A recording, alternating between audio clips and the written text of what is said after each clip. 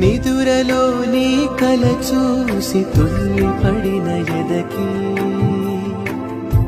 ఏ క్షణం ఎదురవుతావు జోల పాటవై